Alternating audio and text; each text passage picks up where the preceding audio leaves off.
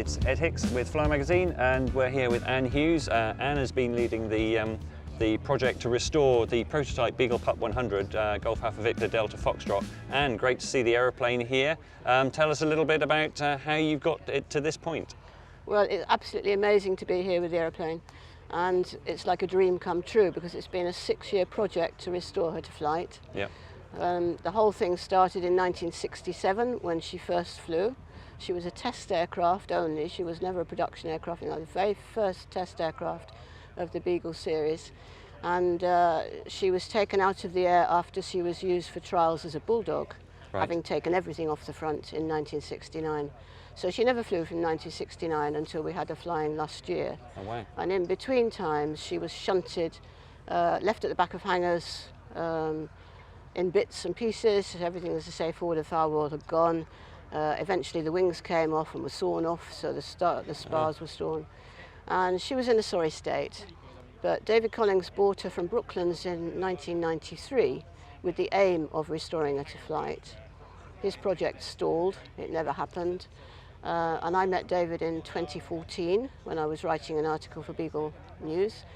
And he's had masses of the flight records, every flight and all of the material. And we got together and we talked about finding a way to get her to flight. And we involved Steve Slater, and he suggested that we might possibly be able to get onto a permit, yep, because of course pups aren't on permits. No. But she's a hand-built aircraft, and everything about her, as we discovered, is just that tiny bit different to all the others.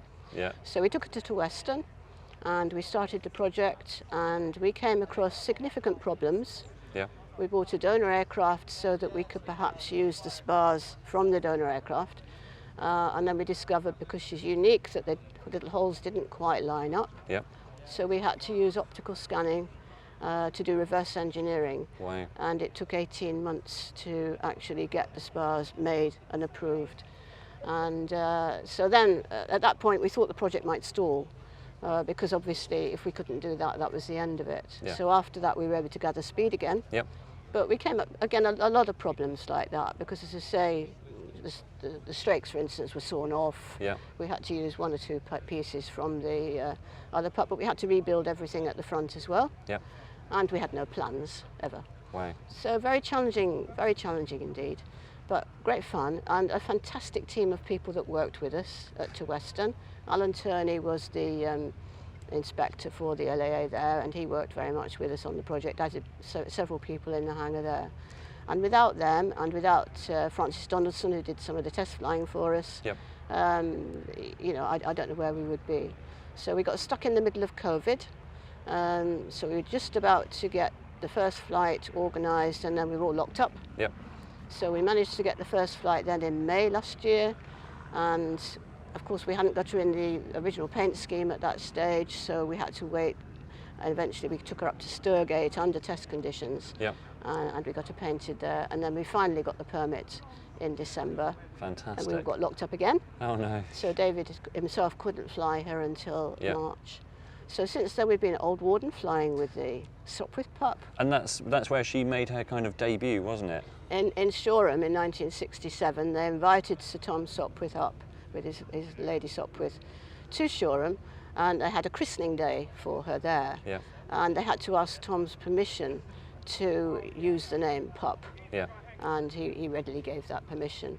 And so they poured champagne over her nose down at Shoreham with the Shuttleworth pup next to her, which they'd roded down. Yes. And we wanted to recreate that, yep, but it was COVID, so we couldn't invite people to things and that sort of thing. We did a very quiet anointing at to Western, but yeah, it was just wonderful to be reunited with that Sopwith pup at Old Warden Air Show on the 6th of June. Yeah. And to see the two in the air. Because they actually flew them in formation, didn't they? And that was a stunning thing. And that was the first time they'd ever done that, because they were only on the ground together before then. Yeah. I mean, it's all very emotional, I think, when you've been involved in such a wonderful project, and people have been coming up to me here and saying, love the aeroplane, tell me about the aeroplane. And inside, of course, we haven't done anything to her as regards fitting her out, because she was never fitted out. Yeah. She's a test aircraft, and you can see Pee Wee Judge's pencil lines on the door. Yeah. where they were going to redesign things, because every time they came back, they changed something. Yeah. And there's some things we wish they'd changed, but they didn't, like the doors. So yeah, she's very difficult to get in and out of. But we've left some of the quirky bits that aren't safety issues. Right, well, you can see how quirky she is when you open the door. You can see the pencil marks on the door there for where they were going to change things around. Yeah. Totally impractical, everything that they did in this aircraft as regards the door, and locking the door, and particularly the lock at the top, which can jump if you accidentally shut the door into the locked position, and that's why we have to be very careful not to shut both the doors at once. So you could get locked out? Because you could get locked out and you'd have to take the doors off at the hinges. Oh, no. So that is a bit of a nightmare, Yeah. and that's why we do actually say to people, don't shut the door, doors, please. yeah, yeah. And you can see the panel there, that on the left-hand side it's more or less as was. On the right-hand side it was always used for the tests.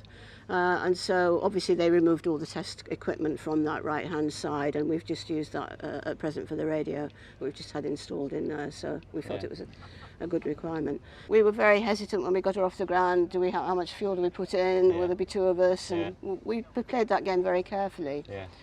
But you know, in the right conditions, you can get two off the ground with pretty much full tanks. Yeah. Yeah. And so it all works. The seats are made of wood. Okay. As you don't.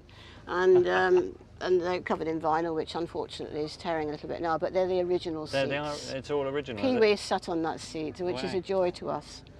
So yes, so we've left her as far as we can original, because that's what she is, and she's a test aircraft.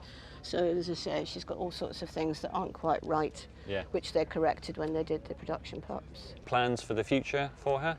Well, under wraps at the moment. Under wraps, we'll see what happens. But the main thing was to get her here to the rally, and to get her to one or two of the air shows, so that people can just walk around and enjoy her.